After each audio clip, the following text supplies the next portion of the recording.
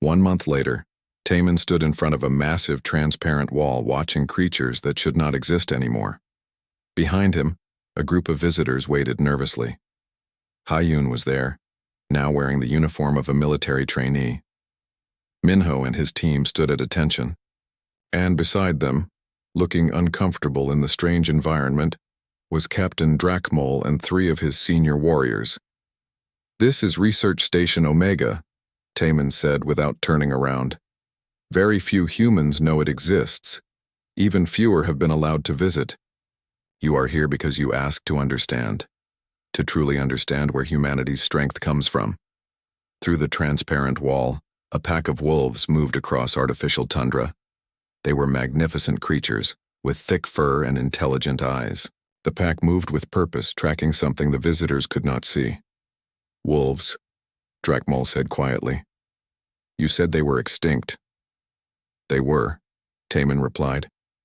"These are clones, created from DNA we preserved before the originals died out. We have been breeding them here for 40 years, studying them, learning from them."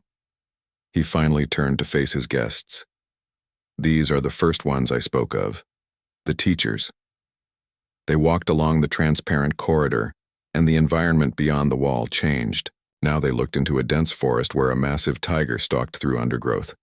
The creature was beautiful and terrifying, orange and black stripes perfect camouflage.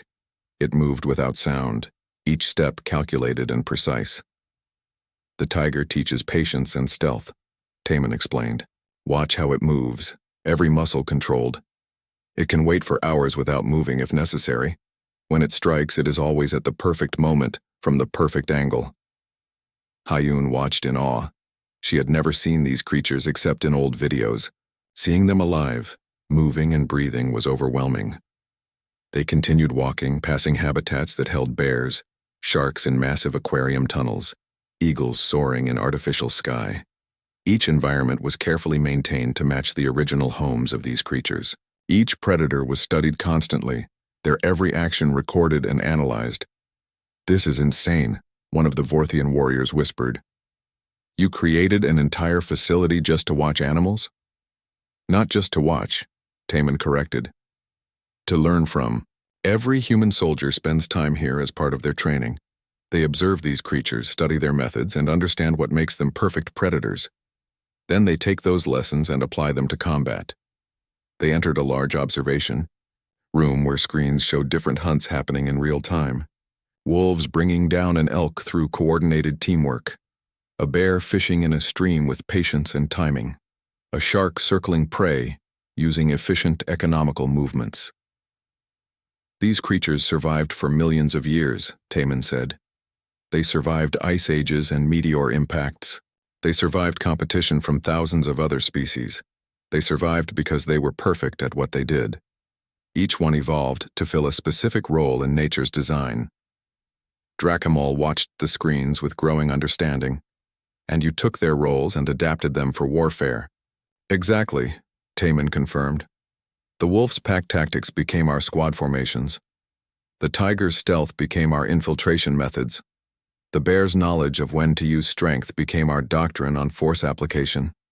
The shark's efficiency became our resource management. Everything we learned from these creatures we applied to human warfare." "But they are just animals," the Vorthian warrior protested. "How can animal behavior translate to advanced military operations?" Minho spoke up for the first time. "Because predation is predation, regardless of technology. The principles remain the same. Hunt efficiently. Use terrain to your advantage. Strike when the enemy is vulnerable. Conserve energy. Work with your pack. These are universal truths that apply whether you are hunting with teeth or plasma rifles." They moved to another section where human soldiers trained alongside the habitats. Taman showed them how trainees would watch wolf hunts and then practice the same coordinated movements with their squads. How they would study tiger stalking patterns and then apply those patterns to urban warfare scenarios. "We do not just watch," Taman explained. "We internalize. We become like them in our thinking. A soldier trained in the predator protocols does not just follow orders. They understand the deep patterns of predation. They know when to be patient and when to strike. when to conserve strength and when to unleash it, when to hunt alone and when to call the pack. Hayun raised her hand hesitantly. Professor, why did you keep this secret? Why not tell everyone about this place? Because many people would not understand, Taman said sadly. They would see us breeding predators and think we were creating weapons. But these animals are not weapons. They are teachers. They are reminders of what nature spent millions of years perfecting. We keep them here not to exploit them, but to honor them. He led them to a final habitat, the largest one. Inside was a mixed environment with multiple species. Wolves, bears, and birds all coexisted in a carefully balanced ecosystem. This is the most important lesson, Taman said. Predators are not just killers. They are part of a balance. They keep prey populations healthy by taking the weak and sick. They maintain ecosystem stability. Without predators, everything collapses. He turned to face Drakmol directly. That is why I offered you alliance instead of destruction. True predators understand that constant killing is wasteful. Sometimes the greatest show of strength is knowing when not to strike. Drakmol was quiet for a long moment, watching the wolves play with their cubs in the habitat. We Vorthians have conquered 43 worlds. We thought that made us powerful. But looking at this, I realize we have been simple brutes. We never learned from anyone. We just used our natural strength. Strength is good, Taman said, but strength combined with wisdom is better. These creatures survived not just because they were strong, but because they were smart. They adapted to changing conditions. They learned new strategies. They evolved. Is that what you want us to do? Evolve? I want you to learn, Taman said. Just as humans learned from these creatures. Your strength combined with human strategy could make both our species better. The galaxy is large. There are threats we do not understand yet. Working together, we have a better chance of surviving them. Over the following weeks, the Vorthians stayed at the station, observing and learning. Drakmol was particularly fascinated by the wolves. He would spend hours watching the pack interact, seeing how they communicated without words, how they trusted each other completely. One day, Taman found him standing in front of the wolf habitat.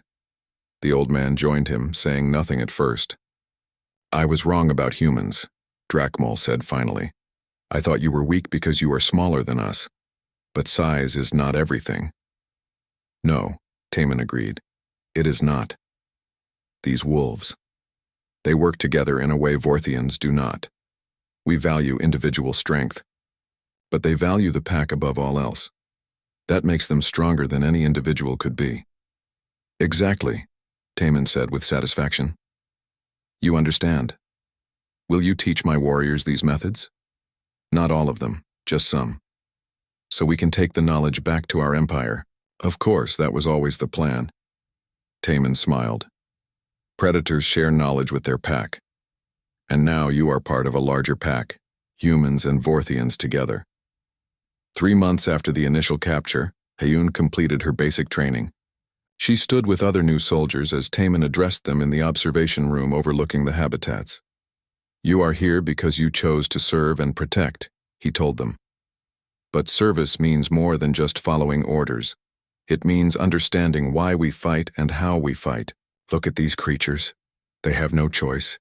They hunt because they must. But humans do have a choice. We choose to be predators, and that choice comes with responsibility. He gestured to the habitats. These animals hunt to survive. Nothing more. They kill what they need and no more. They respect the balance of nature. We must do the same. Our strength should be used to protect, not to conquer. To defend, not to destroy. To maintain balance, not to upset it. The soldiers listened intently. Beside Hayun stood several Vorthian warriors who had joined the training program. The two species learning together, combining their strengths. When you leave here, Taman continued, you will carry the lessons of the first ones with you. You will hunt like wolves, strike like tigers, endure like bears, and move like sharks. But most importantly, you will remember why these creatures survived for so long. They survived because they were part of something bigger than themselves. They were part of the natural order. After the ceremony, Hayun found Taemin standing in front of the wolf habitat again. She joined him, watching the pack settle down for the evening. "Do you ever regret it?" she asked. "Creating weapons out of animals?" "We did not create weapons," Taemin said firmly. "We created understanding. These creatures taught humanity how to survive. They taught us that being a predator is not about cruelty or violence. It is about efficiency, respect, and balance. But we use those lessons for war. Yes, because sometimes war is necessary. But notice what happened with the Vorthians. We could have killed them all. We had the advantage, but instead we taught them. We brought them here. Now they are allies instead of enemies. That is the real lesson. The greatest predators know when not to kill." Hayun thought about. The bridge of the Vorthian ship was in chaos. Half the control panels were dead, smoke filled the air, and warriors lay wounded or dying across the floor. Drakmal stood at the center of it all, his armor cracked and bleeding from a dozen wounds. Around him, his remaining warriors formed a defensive circle, weapons pointed at every entrance. "They will come through the main door," one of his officers said. "We can focus our fire there." "No," Drakmal said quietly. "They will not be that obvious. These are not normal soldiers." He was right. The humans did not come through the main door. They came through the ventilation system, through damaged wall panels, through spaces that should have been too small for anyone to fit through. June appeared first, dropping behind the Vorthian line and killing 3 warriors before they could react. Then he was gone again, vanished into the smoke. The Vorthian spun around, firing at nothing. That was when Nari's shot came from above, dropping another warrior. Salman's explosive charges detonated around the room's perimeter, forcing the defenders to bunch together in the center, exactly where Minho wanted them. But Drakmal was not a fool. He had survived 43 conquests by being smart. "Hold position," he roared. "They are hurting us. Do not fall for it." The remaining warriors stopped moving, forming a tight defensive formation with their backs together. It was the right move, the tactical decision that would make them harder to pick off. But it also meant they were no longer hunting. They were defending. They were prey. Minho's voice echoed through the damaged bridge, amplified by his helmet speakers. "Captain Drakmal, stand down. You have lost. Show yourself, coward." Drakmal shouted back. "I'm all around you," Minho said. "Like the wind. Like the shadows. That is what my teacher taught me. A true predator does not need to be seen to be felt." Drakmal's eyes scanned the smoke and darkness. He could see nothing. "If you are such great predators, why did you let us capture your elder? Why use him as bait?" Minho appeared then, stepping out of the smoke with his weapon lowered. He stood alone, exposed, vulnerable. "Because that is what wolves do. They sacrifice one to save many. They use themselves as bait to test the enemy, and most importantly, they never abandon their pack." More figures emerged from the darkness. Salman, June, and Nari took positions around the room, their weapons trained on the Vorthian warriors but not firing. Behind them, Taemin walked slowly forward, his old legs steady despite everything that had happened. Hayun stayed close to him, her eyes wide with fear and wonder. Taemin stopped a few meters from Drakmal. The two of them looked at each other for a long moment.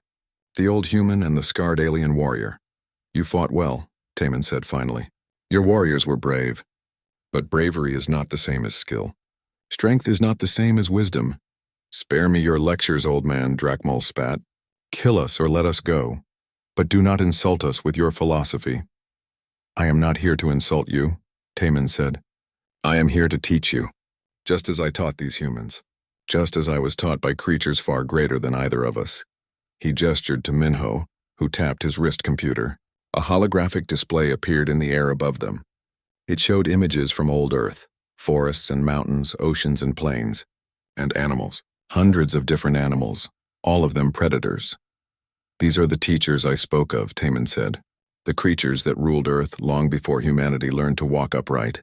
Wolves who hunted in perfect coordination, tigers who could stalk prey for days without being detected, bears who knew exactly when to use their strength and when to wait, sharks who hunted the oceans with efficiency that made them apex predators for 400 million years." The images shifted, showing pack hunts and ambush attacks. The Vorthians watched despite themselves, fascinated by these alien creatures. "My species did not start as predators," Taman continued. We were prey. Small, weak, with no claws or fangs to protect us. We should have gone extinct like so many others. But we had something special. We could learn. We could watch these predators and understand their methods. We could take their strategies and combine them with human intelligence. Another image appeared. It showed a human military training facility. Soldiers moved through obstacle courses designed to look like forests and jungles. They practiced tactics that mimicked wolf-pack hunts and tiger ambushes. When I was young, I was chosen to study Earth's last remaining predators, Taman said. We knew they were dying out, disappearing because of human activity. But before they vanished, we learned everything we could from them. Every hunt, every kill, every strategy was recorded and analyzed. That data became the foundation of what we call the Predator Protocols. Drakmal stared at the images. You based your entire military doctrine on animals? Not just animals, Taman corrected. On survivors. These creatures survived for millions of years by being perfect at what they did.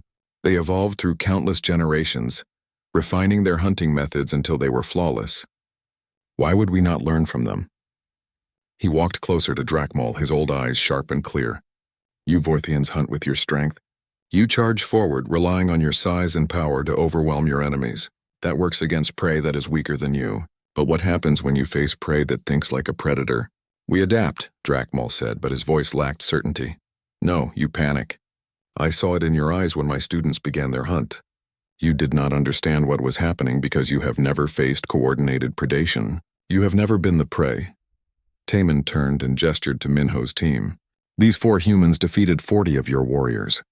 Not because they are stronger or faster, but because they hunt like wolves. They separate, confuse, strike from unexpected angles, and disappear before you can respond. The hologram changed again, showing the recent battle through recordings from the human armor cameras. The Vorthians watched themselves being outmaneuvered, outthought, and defeated at every turn. It was humbling and terrifying in equal measure. Every human soldier learns these protocols, Taman said. From the moment they enter training, they study predator behavior. They learn patience from wolves, stealth from tigers, adaptability from crows, efficiency from sharks. They learn when to strike and when to wait, when to show strength and when to hide, when to fight alone and when to hunt as a pack. Drakmal looked at his remaining warriors. They were wounded, exhausted, and broken. Not just physically, but mentally. They had thought themselves invincible, and that belief had been shattered. So what now? The captain asked. You have won. Will you kill us? Taman shook his head. Killing you would be wasteful. Predators only kill when necessary for food or defense. This battle was defensive. You attacked us first, but now it is over. Then what do you want? I want you to learn, Taman said simply. I want you to understand that the galaxy is full of predators and humans are not the weak prey you thought we were. I want you to take this knowledge back to your empire and share it. Tell them what happened here. Tell them that humanity learned from the greatest hunters that ever existed. He paused, letting his words sink in. And I want to offer you a choice. You can continue fighting us, testing your strength against ours and watch your warriors die again and again. Or you can become our allies. Share your knowledge of the galaxy with us and we will share our knowledge with you. Together we can become something greater than either of us alone. Drakmal was silent for a long time. Around him, his warriors waited for his decision. Finally, the captain lowered his weapon. You are a strange creature, Taman of Earth. You defeat us and then offer alliance. That is what predators do, Taman said. They understand that cooperation can be more valuable than conflict. Wolves sometimes share their kills with ravens. Sharks tolerate cleaner fish. Even the fiercest hunters know when to make peace. Drakmal looked at Minho. You are the pack leader, yes? Minho nodded. I am. Your teacher trained you well. I have never seen warriors move like you do. It was like fighting ghosts. He paused. I accept your offer. The Vorthian Empire will learn from this. We will share what we know of the galaxy, and perhaps in time we will learn to hunt like you do. Taman smiled, the expression making him look younger. Good, because there is much you can teach us as well. Strength has its place. Power has its uses. The key is knowing when to use each tool. Hayun, who had been silent throughout, finally found her voice. What happens now? Now, Taman said, we go home. And we continue the work of learning and teaching. That is what predators do. They adapt. They evolve. They never stop improving. He looked at Drakmal. All of us. The explosion came without warning. One moment the ship was silent, and the next the entire vessel shuddered like a wounded animal. Hayun screamed and grabbed onto the bench. Taman remained seated, a small smile on his face. "They are here," he said quietly. More explosions followed, each one making the ship groan and shake. The emergency lights flickered, casting strange shadows across the cell. Hayun could hear shouting in the corridors, the heavy footsteps of Vorthian warriors running to their stations. "Who is here?" Hayun asked, her voice shaking. "The hunters," Taman said. Far from the holding cells, in the darkness of the ship's lower decks, 4 figures moved like ghosts. They wore black armor that seemed to absorb light, and their movements were perfectly silent. The leader, a man named Choi Minho, raised his fist. The team stopped immediately, freezing in place. Minho's helmet display showed him everything. Heat signatures, structural weak points, enemy positions. But he did not need the technology to know where the Vorthians were. He could hear them, smell them, sense them the way his ancestors had sensed prey in the forests of ancient Earth. "Soman, charges on the support beams," he whispered into his comm. "June, find their communication center. Nari, get to high ground." The team member called Lee Soman moved forward, her hands working quickly to place small explosive devices on the ship's structural supports. She was built strong, with arms that could bend metal, but she moved with surprising grace. Her call sign was Grizzly, and like her namesake, she combined power with unexpected speed. Beijun disappeared into the shadows. His specialty was infiltration, moving through spaces that should be impossible to navigate. They called him Shadow, and the name fit. He could be standing right next to you and you would never know. Nari climbed up into the ship's ventilation system, her rifle strapped to her back. She was the team's sniper, known as Viper for her patience and deadly accuracy. She could wait for hours without moving, and when she struck, it was always fatal. Minho watched his team move into position. They had trained together for 5 years, learning the Predator protocols under Taman's guidance. The old man had taught them to think like wolves, to move like tigers, to strike like sharks. Now they would show the Vorthians what real predators could do. A group of Vorthian warriors ran past Minho's position, heading toward the explosion sites. He counted them. 8 warriors, all armed with plasma rifles. They were big and strong, but they moved carelessly, bunched together, making noise. They thought their size and weapons made them invincible. Minho pressed a button on his wrist. A small device he had planted earlier activated, creating a sound down a side corridor. The Vorthians heard it and changed direction, following the noise like eager children. Minho smiled behind his helmet. Misdirection. One of the wolf's oldest tricks. As the Vorthians moved past him, Minho struck. His blade was monomolecular, sharp enough to cut through their armor like paper. 2 warriors fell before the others even realized they were under attack. Minho was already gone, disappearing into the darkness. The remaining Vorthians fired their weapons wildly, hitting walls and ceiling but nothing else. Their shots revealed their positions. From her vantage point, Nari took aim and fired once. A Vorthian fell. She moved to a new position before they could locate her. Fired again. Another fell. June appeared behind the group, silent as death. His hands moved in quick, precise motions. 3 more Vorthians dropped, killed so quietly that their companions did not notice until they turned around. The last warrior panicked and ran, only to trigger one of Soman's explosive charges. The corridor collapsed behind him, cutting off his escape. The whole engagement took 90 seconds. 8 trained Vorthian warriors eliminated without a single human casualty. This was how wolves hunted. Separate the prey, confuse them, strike from unexpected angles, disappear before they can respond. On the bridge, Drakmal watched his security feeds with growing horror. His warriors were dying, but he could not see the attackers. They appeared for a moment, killed, and vanished. It was like fighting ghosts. "How many are there?" he roared at his tactical officer.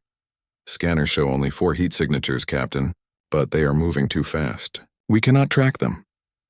4 humans were tearing through his ship. Drakmal felt something he had not experienced in years. Fear. "Send everyone. I want these humans found and killed now." But sending more warriors only gave the human team more targets. Soman had rigged the ship's main corridors with traps and explosives. As Vorthian reinforcements rushed to engage, they triggered blast after blast. The ship's internal structure began to fail. June reached the communication center and placed a device on the main console. It was a jammer, designed by human engineers specifically to disrupt Vorthian technology. Within seconds, the entire ship went dark. No lights, no communications, no sensors. The Vorthians were blind, but the humans were not. Their armor had night vision, thermal imaging, and motion sensors. They could see everything while the Vorthians stumbled in darkness. Nari moved through the ventilation system like a serpent, appearing at junction after junction to take shots at confused warriors. She never fired more than once from the same position. A sniper's first rule: shoot and move. The Vorthians fired back at empty air. Minho made his way toward the holding cells. He knew Taemin would be there. The old man had been his teacher, his mentor. Minho had been a troubled young soldier before meeting Taemin, angry and unfocused. Taemin had taught him discipline, patience, the way of the predator. Now Minho was the leader of humanity's most elite strike team. He reached the cell block and found it guarded by 6 warriors. They were nervous, firing at shadows. Minho activated his comm. "Summon, I need a distraction." An explosion rocked the far end of the corridor. All 6 guards turned toward the sound. Minho moved. His blade found throats and hearts with surgical precision. In 5 seconds, all 6 were dead. He punched the control panel and the energy field holding Taemin and Hayun flickered out. The old man stood up slowly, his eyes meeting Minho's through the helmet visor. "You took your time," Taemin said with a slight smile. "We had to soften them up first," Minho replied, removing his helmet. His face was young, maybe 30 years old, but his eyes held the wisdom of someone much older. "Are you hurt?" "Nothing serious, but my young friend here needs medical attention." Taemin gestured to Hayun, who was staring at Minho in shock. "4 of you?" she whispered. "There are only 4 of you?" "4 is enough when you hunt correctly," Minho said. He handed Taemin a small pistol. "We need to move. The captain will make his last stand at the bridge." Taemin checked the weapon with practiced ease. "Then we should not keep him waiting." As they moved through the darkened corridors, Hayun stayed close to Taemin. She watched as Minho moved with perfect confidence through the darkness, never hesitating, always knowing where to go. It was inhuman. No, she realized. It was perfectly human. This was what humans could become when they learned from nature's greatest hunters. They reached a junction where Somin and June were waiting. Nari dropped down from above a moment later. The team gathered around Taemin like children greeting their father. "Professor," Somin said with respect. "Good to see you alive." "Good to be alive," Taemin replied. "Shall we finish this?" Minho nodded and turned to his team. "Standard approach. Wolves in winter." "Understood?" They all nodded. Hayun had no idea what that meant, but she watched as the team split up, moving with perfect coordination. They were not just soldiers. They were a pack, and now they were going hunting. The alarm stopped after an hour. Hayun had pressed herself against the wall, trembling with each sound. Taemin remained calm, sitting on the bench with his eyes closed. When silence finally returned, Hayun let out a breath she did not know she was holding. "What was that?" she whispered. "Probably a drill," Taemin said. "Or perhaps they detected something. Either way, we are still alive. That is what matters." Days passed in the cell. The Vorthians brought them water and food that tasted like metal and dirt. Hayun tried to count the hours, but time became meaningless in the darkness. Taemin seemed unbothered by their situation. He did simple exercises each morning, moving his old body through stretches that looked like some form of meditation. "How are you not terrified?" Hayun asked on the 3rd day. Taemin stopped his exercises and sat beside her. "I am scared," he admitted. "But fear is like a wild animal. If you run from it, it chases you. If you face it calmly, it often loses interest. That sounds like something from a fortune cookie." Taemin laughed, a genuine sound that seemed out of place in the dark cell. "Perhaps, but it is true nonetheless. I learned it from wolves." "Wolves?" "Yes. When I was young, maybe your age, I worked at a conservation facility on Earth. We were trying to save the last populations of endangered predators. My job was to study their behavior, understand how they thought." Taemin's eyes grew distant with memory. "The wolves taught me the most." Hayun moved closer, grateful for the distraction. "What did they teach you?" "Patience, strategy, the importance of the pack." Taemin smiled. "People think wolves are just violent animals, but that is wrong. Wolves are intelligent hunters. They study their prey for hours, sometimes days. They look for weakness, They plan their approach, they work together. A single wolf might lose to a moose, but a pack of wolves working together can bring down anything. Why were you studying them? Because humanity was losing its predators. Climate change, habitat destruction, hunting. By the time I was 20, most of Earth's apex predators were extinct or nearly extinct. The government decided to preserve what we could, learn from them before they disappeared forever. Taemin's voice grew soft. I spent 10 years with those animals. I learned their language, their tactics, their way of seeing the world. A guard passed by their cell, glancing in with disinterest before moving on.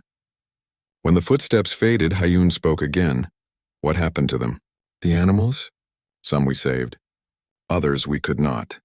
But we recorded everything. Every hunt, every interaction, every strategy.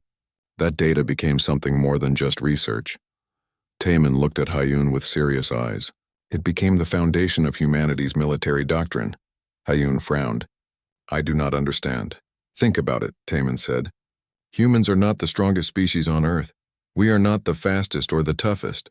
But we became the dominant species because we learned from the predators around us. We studied how wolves hunted in packs, how tigers stalked their prey, how bears used their strength wisely. We took those lessons and combined them with human intelligence. So you are saying our military tactics come from animals? Everything intelligent comes from nature, Taemin said. When we went to the stars, we brought that knowledge with us. Every soldier, every pilot, every commander learns the predator protocols. That is what we call them. Methods of warfare based on millions of years of evolutionary hunting strategies. Before Hyun could respond, the cell door slid open. Drakmal stood there with 2 guards. His eyes fixed on Taemin. Come, old man. I have questions. They pulled Taemin from the cell and took him to an interrogation room. Drakmal sat across a metal table from him, studying the human with all 4 eyes. You have been very calm, human. Most prey species panic when captured. They beg, they cry, they try to bargain. Drakmal leaned forward. But not you, why? Because panic is useless, Taemin said simply. Or perhaps because you know something. Perhaps your people are planning a rescue. Taemin shrugged. Perhaps. Or perhaps I am just an old man who has seen too much to be afraid of death. Drakmal slammed his fist on the table. The metal bent under the impact. Do not play games with me.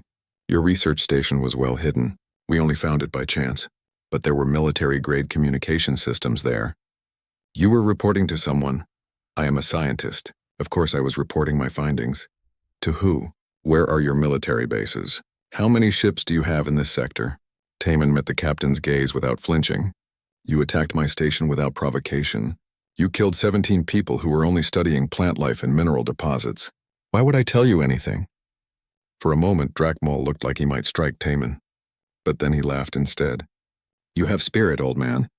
I respect that. But spirit does not stop claws or teeth. Your species is weak. We have encountered your ships. They run from us. Your soldiers panic when we board their stations. You are prey animals pretending to be predators. You have fought human cargo ships and research stations, Taemin said calmly. You have not fought human hunters. Hunters? Drakmal scoffed. What do humans know of hunting? You are soft creatures who hide behind technology. We know everything about hunting, Taemin said. We learned from the best teachers in the universe. The predators of Earth survived for millions of years by being perfect at what they did. We studied them, learned from them, and then we improved on their methods with human intelligence. Drakmal stared at him. You are insane.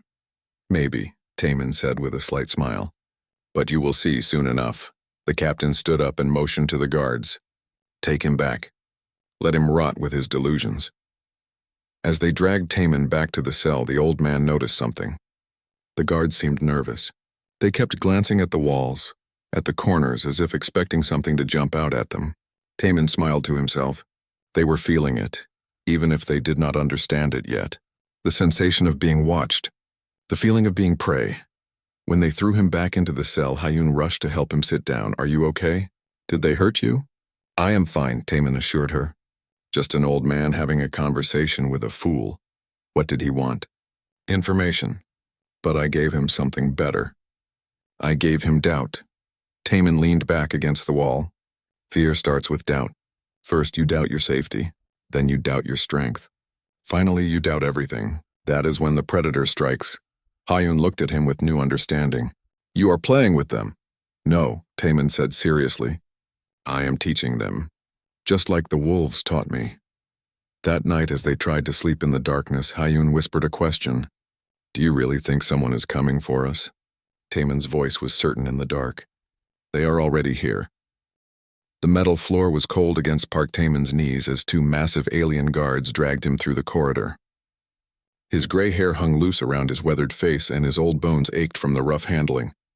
The aliens were called Vorthians, and they were not gentle creatures. Their scaled skin reflected the red emergency lights that lined the ship's walls, and their multiple eyes watched him with something between curiosity and contempt. Taman had seen 73 years of life, most of it spent studying creatures that could kill a man in seconds. These aliens did not frighten him. They reminded him of bullies he had known as a child, all size and no substance. The guards threw him into a large chamber. Taman stumbled but managed to stay on his feet. The room was filled with Vorthian warriors, each one standing over 7 feet tall with muscles that bulged under their scaled armor. They laughed as the old man straightened his torn research coat and brushed the dust from his pants. At the center of the room sat their captain, a massive Vorthian named Drakmol. He had more scars than the others, and his scales were darker, almost black in the dim light. 4 eyes studied Taman like a cat watching a wounded bird. This is what humanity sends to explore the stars? Drakmol's voice was deep and harsh, translated by the collar they had forced around Taman's neck. An old man who can barely walk? The other Vorthians roared with laughter. They had been raiding human outposts for weeks now, testing humanity's defenses. So far they had found the humans lacking. Soft creatures with weak bodies and primitive weapons. Easy prey. Taman said nothing. He simply looked at the captain with calm eyes. Speak, human, Drakmol commanded. Beg for your life. Perhaps I will grant you a quick death. I have a question first, Taman said quietly. His voice was steady without fear. This surprised the Vorthians. Drakmol leaned forward, amused. Ask then before I grow bored. How many species have you conquered? Drakmol's chest swelled with pride. 43 worlds have fallen before the might of the Vorthian Empire. We are the apex predators of this galaxy. No creature can stand against us in combat. 43, Taman repeated, nodding slowly. Then he did something unexpected. He smiled. Predators. You call yourselves predators. The room fell silent. The Vorthians looked at each other, confused by the old man's reaction. Drakmol's eyes narrowed. You find this funny, human?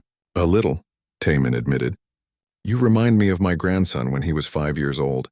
He caught a butterfly once and thought he was a great hunter. The insult was clear even through the translator. Several Vorthians reached for their weapons, but Drakmol raised a hand to stop them. He stood up, his full height making him look like a monster from nightmares. He walked slowly toward Taman until he stood directly over him. Careful, old man. I have killed for less. I am sure you have, Taman said calmly. But you have never met a real predator. None of you have. Drakmol stared at him for a long moment. Then he laughed, a sound like grinding stones. Take him to the holding cells. Let him think about his words while he waits to die. The guards grabbed Taman again and dragged him from the room. As they pulled him through the corridors, the old man noticed everything. The layout of the ship, the positions of the guards, the weak points in their armor, old habits from a lifetime of observation. They threw him into a small cell with walls made of some kind of energy field. The field hummed with power, and Taman knew better than to touch it. He sat down on the hard bench that served as a bed and waited for his eyes to adjust to the darkness. Are you insane? The voice came from the corner of the cell. Taman turned and saw a young woman huddled there. She was human, maybe 30 years old, with short black hair and a flight suit that had seen better days. Probably, Taman said with a slight smile. I have been told that before. The woman moved closer, her eyes wide with a mixture of hope and fear. You are human. Really human. I thought I was the only one they captured. My name is Park Taman. I was working at Research Station 7 when they attacked. Kim Hayun, the woman said. I am a pilot. My ship was damaged during a patrol 3 weeks ago. They caught me before I could activate the distress beacon. Her voice broke slightly. 3 weeks. No one is coming. No one even knows we are here. Taman reached into his pocket and pulled out a small piece of dried fruit he had saved from his last meal before the attack. He offered it to Hayun. She took it gratefully and ate it in small bites, making it last. Why did you insult them? Hayun asked after a moment. That captain looked ready to kill you. Because he needed to hear it, Taman said simply. But he could have killed you right there. Perhaps. But he did not. Taman leaned back against the wall. Men like that, creatures like that, they operate on pride. They need to feel superior. When someone challenges that pride, they become curious. Curiosity buys time. Hayun shook her head. You are either very brave or very foolish. I am old, Taman corrected. There is a difference. When you reach my age, you realize that fear is just a waste of energy. They sat in silence for a while. Hayun eventually spoke again, her voice small. Do you think anyone is looking for us? Taman looked at her and saw the hope in her eyes. He remembered that feeling from his own youth, the desperate need to believe that someone cared enough to come. Yes, he said firmly, they are looking. And when they find us, these Vorthians will learn what it truly means to face a predator. What do you mean? Taman closed his eyes, remembering. I spent my life studying Earth's greatest hunters. Tigers, wolves, bears, sharks. I learned their secrets, understood their methods. And I taught those lessons to others. He opened his eyes and looked at Hayun. The Vorthians think they are hunters. They are wrong. They are just the prey that has not realized it yet. Hayun wanted to believe him, but fear made her doubt. How can you be so sure? Because I raised the first ones, Taman said quietly. And I taught them well. Before Hayun could ask what he meant, the ship's alarms began to blare.